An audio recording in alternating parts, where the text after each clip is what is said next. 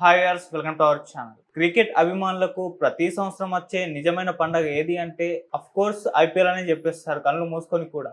So అంతలా enjoy చేస్తూ ఉంటాం. ఎవ్రీ ఇయర్ సమ్మర్ లో రావడం, మొత్తం సెలవులు ఉండడం, సో టీవీలకు అతకపోవడం, ఇదంతా కూడా ఎప్పటి నుంచి 18 సంవత్సరాలు అవుతుంది. ఇప్పటి 18 సీజన్లు కంప్లీట్ చేసుకుంది. అప్పటి నుంచి కూడా ఐపీఎల్ కి అడిక్ట్ అయిపోవడం మనం చూస్తాం. సో ఈ అసలు ఎప్పుడన్నా ఆలోచించారా అసలు ఐపీఎల్ ఎలా స్టార్ట్ అయిపోయింది, ఎవరు స్టార్ట్ చేశారు, ఈ ఐపీఎల్ స్టార్ట్ చేసిన వాళ్ళు ఇప్పుడు ఎక్కడ ఉన్నారు, సో ఇంతలా ఇది ఎంజాయ్ చేయడానికి గల కారణం ఏంటి, ఇంతలా అడిక్ట్ అయిపోవడానికి గల కారణం ఏంటి, సో ఈ ఐపీఎల్ సంబంధించిన అసలు హిస్టరీ ఏంటి, సో ఎప్పుడన్నా తెలుసుకునే ప్రయత్నం చేస్తారా? ఇప్పుడు ఇదే వివరాలు అందజేయడానికి, ఐపీఎల్ గురించి కొన్ని ఇంట్రెస్టింగ్ విషయాలు తెలియజేయడానికి మనతో పాటు సీనియర్ జర్నలిస్ట్ అరవింద్ కొల్లి గారు ఉన్నారు. వారిని అడిగి తెలుసుకునే ప్రయత్నం అయితే చేద్దాం. సార్ నమస్కారం. నమస్కారం సార్, ఐపీఎల్ అంటే నిజంగా ఫైనల్ ఎగ్జైట్మెంట్ ఇది కంపల్సరీగా సార్. ఫైనల్ ఇవాళ ఫస్ట్ టైం 18 సంవత్సరాల తర్వాత రెండు టీంలలో ఏదో ఒక టీం కప్పుగొట్టబోతుంది. సో ఎగ్జైట్మెంట్ ఖచ్చితంగా ఉంటుంది. ఫైనల్ కి వచ్చింది ఎవరు? RCB, Punjab sir. ఫైనల్ కి వచ్చింది. ఆర్సీబీ వచ్చింది, పంజాబ్ కప్ నమ్దే అంటుంది. ఈసాల కప్ నమ్దే అనే వాయిస్ గట్టిగా వినిపించింది ఇప్పటిదాకా. పంజాబ్ కూడా చాలా గట్టిగానే ఉంది సార్. వాళ్ళు కూడా 18 సంవత్సరాల నుంచి కప్పు లేదు, వీళ్ళకి లేదు. సో రెండు టీంలో ఒకటి గెలిస్తే హ్యాపీ, ఇంకోటి ఓడిపోయినా కూడా ఫైనల్ దాకా వచ్చిన హ్యాపీ ఉంటది అనేది. అంటే ఒకటి చెప్పాలి ఆదిత్య, నీలాంటి వాళ్ళు నాలాంటి వాళ్ళు క్రికెట్ అభిమానులకి ఐపీఎల్ నచ్చొచ్చు నచ్చకపోవచ్చు, కానీ ఐపీఎల్ అనేది ప్రపంచ చరిత్రలో ఒక గేమ్ ని కమర్షియలైజ్ చేసిన దానికి ఒక మంచి ఎగ్జాంపుల్ గా చెప్తారు. ఇది ఒక కార్పొరేటైజ్ చేయడానికి ఒక మంచి ఎగ్జాంపుల్ గా చెప్తారు.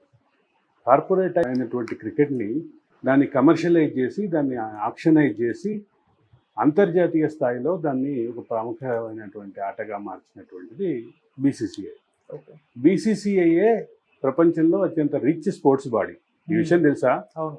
భారత క్రికెట్ కంట్రోల్ బోర్డు ప్రపంచంలోనే రిచెస్ట్ స్పోర్ట్స్ బాడీ. అటువంటి స్పోర్ట్స్ బాడీ ఈ గేమ్ని నిర్వహిస్తుంది. అయితే దీని వెనక అసలు ఇట్లాంటి లీగ్, అట్లాంటి ఈ ఫార్మాట్ని మొదలుపెట్టింది ఐపీఎల్ కానీ బీసీసీఐ కానీ కాదు.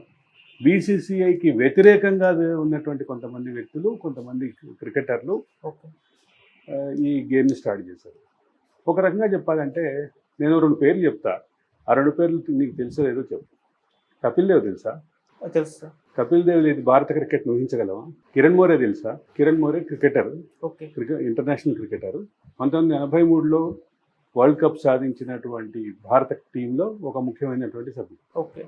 అత్యంత కీలకమైనటువంటి సంపౌట్స్ చేశాడు ఆ మ్యాచ్లో, ఆ సిరీస్లో.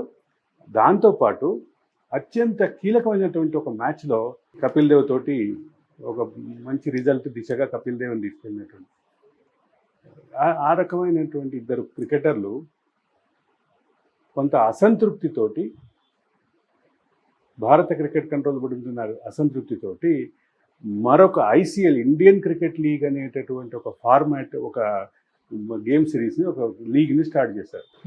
ఆ లీగ్ని గుర్తించడానికి బీసీసీఐ ఒప్పుకోలేదు. ఒప్పుకోకపోతే కొంత స్ట్రగుల్ జరిగింది. ఎక్సెల్ గ్రూపు వాళ్ళకి అండగా నిలబడింది. తర్వాత మీడియా టైకోన్ అనేటువంటి సుభాష్, జీటీవీ సుభాష్ చంద్రజీ వాళ్ళకి అండగా నిలబడ్డారు. కొన్ని కార్పొరేట్ శక్తులు కూడా అండగా నిలబడ్డాయి. కానీ ఆ తిరుగుబాటు జెండా అనేది నిలబడలేకపోయిన పరిస్థితి వచ్చింది. ఎందుకు నిలబడలేదు అంటే అంతకంటే కమర్షియల్ కాన్సెప్ట్ని బీసీసీఐ తీసుకొచ్చింది, అదే ఐపీఎల్. సరే, ఐపీఎల్ స్టార్ట్ చేసిన వాళ్ళు ఎవరు, ఎక్కడున్నారు ఇప్పుడు అని అడిగావు కదా. తెలుసా ఎవరు? లలిత్ మోడీ. ఇప్పుడు ఎక్కడున్నాడు? ప్రవాసంలో ఉన్నాడు. ఆయన భారతదేశం దృష్టిలో నేరస్తుడుగా ఉన్నారు. ఆయన తీవ్రమైనటువంటి ఆర్థిక ఆరోపణలు ఎదుర్కొంటూ భారతదేశం బయట ఉన్నారు. భారతదేశం నుంచి దాదాపుగా చెప్పాలంటే కాందిశీకుడుగా వెళ్ళిపోయినటువంటి పరిస్థితి, లేదా శరణార్థిగా, రాజకీయ శరణార్థిగా వెళ్ళిపోయినటువంటి పరిస్థితి. భారత్ తోటి బ్రిటిష్కి ఉన్నటువంటి నేరస్తుల అప్పగింత ఒప్పందాల్లో ఉన్నటువంటి లొసుగుని అర్థం చేసుకుని ఆయన అక్కడికి వెళ్ళిపోయిన పరిస్థితి. తర్వాత ఆయన ప్రముఖ వ్యక్తిని మరొకరిని పెళ్లి చేసుకున్నారు. అది ఆయన వివాదం. అది అయితే ఐసీఎల్కి వచ్చినటువంటి ప్రాముఖ్యాన్ని, ప్రాచుర్యాన్ని, వీటన్నిటిని చూసి బీసీసీఐకి ఒక ఆలోచన వచ్చింది. మనమే సొంతంగా ఎందుకు లీగ్ స్టార్ట్ చేయకూడదు అనే ఆలోచన. ఒక పక్క ఐసీఎల్లో ఉన్నటువంటి ప్రముఖ క్రికెటర్లు చాలామంది తిరుగుబాటు చేసేప్పుడు ఐసీఎల్లో చేరారు. మన తెలుగువాడు అయినటువంటి అంబట్ రాయుడు కూడా ఐసీఎల్లో చేరినటువంటి పరిస్థితి. అది 2006-07 ఆ టైంలో. కరెక్ట్గా సంవత్సరం గుర్తులేదు, 2006లోనో 2007లోనో స్టార్ట్ అయింది. 2009 కల్లా ఐసీఎల్ ప్రస్థానం ముగిసిపోయింది. మళ్ళీ దాంట్లో ఉన్నటువంటి అందరూ బీసీసీఐ వైపు చూశారు. బీసీసీఐ కూడా కొంచెం మ్యాగ్నానిమిటీ అంటే స్పోర్ట్స్ మ్యాగ్నానిటీ చూపించి వాళ్ళని మళ్ళీ బోర్డులో కలుపుకుంది. ఓకే. కపిల్ దేవ్ లాంటి ఒక ఐకానిక్ పర్సన్ భారత క్రికెట్ని మలుపు తిప్పినటువంటి 1983 వరల్డ్ కప్ విజయం సాధించినటువంటి టీంకి కెప్టెన్గా ఉన్నటువంటి కపిల్ దేవ్ అట్లాంటి వాడిని మనం బీసీసీఐకి దూరం చేసుకోవద్దని బీసీసీఐ భావించి ఆయనకు ఆహ్వానం ఇస్తే ఆయన కూడా స్పోర్ట్స్ మ్యాగ్నానిటీ చూపించి ఆయన స్పోర్ట్స్ స్పిరిట్ని చూపించి మళ్ళీ వెనక్కి వచ్చినటువంటి పరిస్థితి. వీళ్ళందరికీ సంబంధించినటువంటి విషయంలో తలెత్తి తిరుగుబాటు చేయడానికి ఉన్న ప్రధానమైన కారణం కొంత వివక్ష, కొంత ఆర్థికపరమైనటువంటి అవకతవకలు, వీటన్నిటి మీద ఒక అసంతృప్తితోటి వాళ్ళు వ్యక్తం చేసినటువంటి పరిస్థితి. ఈ మొత్తం ప్రక్రియలో అసలు 20 ఓవర్ల మ్యాచే కొంత వివాదాస్పదమైన అంశం. క్రికెట్ అంటే 5 రోజులు ఆడాలి, 2 ఇన్నింగ్స్ ఆడాలి అనేటటువంటి దాని నుంచి మొదలుపెట్టి 60 ఓవర్స్కి వచ్చినప్పుడే ఒక ప్రధానమైనటువంటి చర్చ జరిగింది. 60 ఓవర్స్కి మ్యాచ్ని కుదించడం ద్వారా బౌలింగ్కి ఉన్నటువంటి స్కోపులు తగ్గించేశారు, బ్యాటింగ్కి ఉన్నటువంటి స్కోపులు పెంచారు అనేటటువంటిది ప్రధానమైనటువంటి ఆరోపణ. తర్వాత అది 50-50 అయింది. వరల్డ్ కప్ కూడా 60 ఓవర్ల మ్యాచ్లు జరిగేవి గతంలో. ఆ తర్వాత ఇప్పుడు 50-50 ఓవర్స్ అయింది. 50-50 ఓవర్స్లోనే పూర్తిగా ఫుల్ స్ట్రెచ్ క్రికెట్కి సంబంధించిన రియల్ క్రికెట్ని ఆస్వాదించలేకపోతున్నామని క్రికెట్ మొదలైనటువంటి దేశం అయినటువంటి ఇంగ్లాండ్లో కూడా అసంతృప్తి ఉంది. ఓకే. అక్కడి నుంచి మొదలుపెట్టి తర్వాత 50-50 2020 ఫార్మాట్ వచ్చింది. 2020 ఫార్మాట్తో పాటు ప్లే ఆఫ్లు వచ్చినాయి. ప్లే ఆఫ్ల కారణంగా ఈ గేమ్ అంతా బ్యాట్స్మెన్ గేమ్ అవుతుంది అనేటటువంటి ప్రధానమైనటువంటి ఆరోపణ. పైగా క్రికెట్ అనేది ఒక రోజంతా చక్కగా ఆస్వాదించాల్సినటువంటి గేము.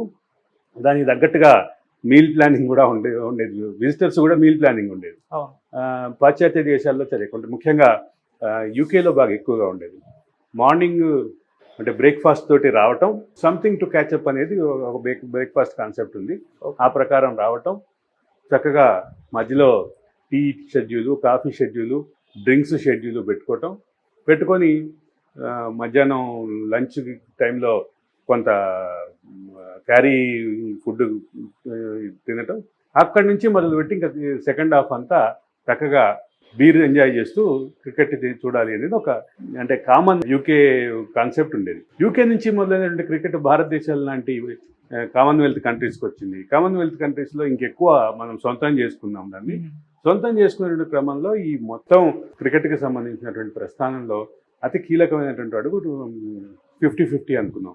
అంతకంటే ఎక్కువ మారింది భారత క్రికెట్ని కానీ ప్రపంచ క్రికెట్ని కానీ దశని మార్చేసినటువంటిది 2020 ఈ ఫార్మాట్ పట్ల కొంత క్రేజ్ పెరుగుతున్న నేపథ్యంలో ఐసీఎల్ రావటం, ఐసీఎల్ తోటి ఐపీఎల్గా మారటం, ఈ మొత్తంలో ఒక కీలకమైనటువంటి చర్చ ఏంటంటే దీని మీద ఉంటే ఆరోపణలు అంటే షార్ట్ ఫార్మాట్ని పూర్తిగా ఎంజాయ్ చేయలేకపోతున్నాం అనేటువంటి రియల్ క్రికెట్ లవర్స్కి ఉన్నటువంటి అసంతృప్తి. ఈ అన్నిటినీ నేపథ్యంలో ఇది ఒక కీలకమైన చర్చగానే మారినప్పటికీ ఇవాళ ఈ ఫార్మాట్లో బాగా అంటే ఒక దేశానికి సంబంధించిన వాళ్ళు లేదా ఒక రాష్ట్రానికి సంబంధించిన వాళ్ళు ఒక టీంలో ఉండి ఆడటం అనేది పక్కకు పోయి వివిధ దేశాల వాళ్ళని తీసుకొచ్చి అంతర్జాతీయ క్రికెటర్ని, స్థానిక క్రికెటర్ని కలిపి ఒక ఫార్మాట్గా చేసి లీగ్ మ్యాచ్లు ఆడించడం. ఈ లీగ్ మ్యాచ్ల కల్చరు కొన్ని వెస్ట్రన్ కంట్రీస్లో, ఆఫ్రికన్ కంట్రీస్లో నాన్ క్రికెట్ గేమ్లో చాలా ఎక్కువ.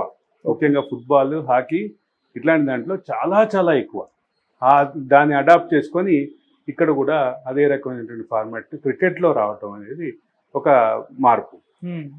2020 గేమ్ వచ్చినటువంటి క్రేజు, అదే సందర్భంలో ఈ లీగ్ క్రికెట్లో ఉన్నటువంటి ఈ ఫ్యూజన్ అంటే అన్ని దేశాలకు సంబంధించిన వాళ్ళు, అన్ని రేస్లకు సంబంధించిన వాళ్ళు మిక్స్డ్ తోటి ఆడేసరికి ఇదేదో ఒక కొత్త ఫార్మాట్ లాగా అనిపించి అంతర్జాతీయ క్రికెట్లో మార్పులు వచ్చినాయి. అట్లాగే ముఖ్యంగా అదే సందర్భంలో కౌంటీ క్రికెట్ అని ఉండేది. కౌంటీ క్రికెట్లో మిక్స్డ్గా ఆడేవాళ్ళు. ఓకే. అంటే అనేక సందర్భాల్లో కౌంటీ క్రికెట్లో భారత బౌలర్లు చాలా కీలక పాత్ర పోషించిన సందర్భం ఉంది. భారత స్పిన్నర్ల హవా నడిచేది ఒక కౌంటీ క్రికెట్లో. అది మర్చిపోయి మళ్ళీ నార్మల్ ఫార్మాట్లో ఆడుతున్నప్పటి నేపథ్యంలో వచ్చినటువంటి ఈ ఒక పక్క 2020 ఫార్మాట్, రెండో పక్క ఇది అన్ని దేశాలకు సంబంధించిన ఫ్యూజన్. ఈ రెండింటి మూలంగా ఒక విస్తృతమైనటువంటి ప్రజాదరణ పొందింది. ప్రజాదరణ పొందడంతో అంటే ఒక చిన్న ఉదాహరణ చెప్తా.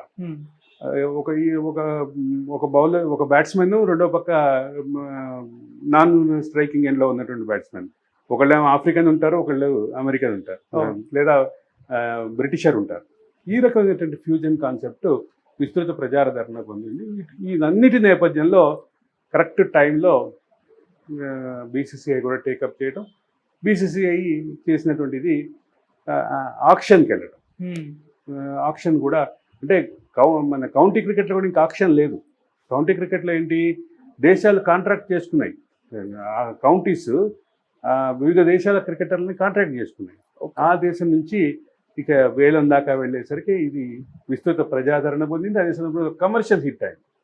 ఈ రెండింటి నేపథ్యంలో ఐపీఎల్ ఇవాళ ఒక సక్సెస్ఫుల్ ఫార్మాట్గా, కమర్షియల్లీ సక్సెస్ఫుల్ ఫార్మాట్ అయ్యి, అదే సందర్భంలో స్థానిక క్రికెట్ అభిమానుల మనసు గెలుచుకోవడంలో ఒక సక్సెస్ఫుల్గా నిలిచిందని చెప్పక తప్పదు. సార్ మీ ఫేవరెట్ టీమ్ సార్? నిజంగా చెప్పాలంటే నేను ఐపీఎల్ అసలు ఫార్మాట్ ఫాలో కాను. ఎందుకు ఫాలో కాను అంటే నేను బేసికల్గా 50-50 మ్యాచ్ని బాగా ఎంజాయ్ చేస్తా. 20-20 మ్యాచ్ని కూడా ఎంజాయ్ చేస్తా, కానీ 20-20 మ్యాచ్ని బౌలర్లు ఎవరు ఉన్నారో చూడకుండా చూస్తాను. నేను కేవలం బ్యాట్స్మెన్ కోసమే చూస్తా. ఓకే, అంటే బౌలర్లకు స్కోప్ లేదు 20-20 ఫార్మాట్లో అని నా అభిప్రాయం. నా సొంత అభిప్రాయాలు కలిగి ఉండే అవకాశం నాకు ఉంది కదా. అట్లాగే కీలకమైనటువంటిది ఏంటంటే, నా అబ్జర్వేషన్ ఏంటంటే, బ్యాట్స్మెన్ చక్కగా విరాట్ కోహ్లీని చూస్తా, రోహిత్ శర్మని చూస్తా, గేల్ని చూస్తా, అందరినీ ఒక ఆ ఫార్మాట్ని చూస్తా. తర్వాత ధోని హెలికాప్టర్ షాట్కి నేను పెద్ద ఫ్యాన్ని. 2020లో కూడా వాడినప్పుడు అయితే నేను చాలా బాగా ఎంజాయ్ చేస్తాను. కానీ ఎందుకో నాకు ఐపీఎల్ మీద మొదటి నుంచి కూడా, ఈ 18 సీజన్లో ఎప్పుడు కూడా నాకు ఐపీఎల్ మీద ఎవరు ఏ టీంలో ఉన్నారో నాకు తెలియదు. నేను పెద్ద క్రికెట్ అభిమాని, కానీ ఐపీఎల్ వరకు ప్లీజ్ ఎక్స్క్యూజ్ మీ అంట. సరే, మీరు చూడకుండా కానీ ఇవాళ జరగబోయే మ్యాచ్లో మీ ప్రిడిక్షన్లో ఏ టీం గెలిచే అవకాశం ఉంది సార్? పంజాబ్, ఆర్సీబీ రెండు కూడా 18 సంవత్సరాల నుంచి కప్పు లేవు, 18వ సీజన్ వాళ్ళకి. సో మరి నేను కొంతకాలం బెంగళూరులో ఉన్నప్పుడు 2 సీజన్లు ఉన్నట్టుంది. ప్రతి ఒక్కళ్ళు ఈసారి కప్ నమ్దే అనేవాళ్ళు, దాదాపు 6-7 సంవత్సరాల క్రితం. వాళ్ళ పోరాట స్ఫూర్తిని చూస్తే నాకు బాగా నచ్చేది. ఓకే, కాబట్టి నాకు అసలు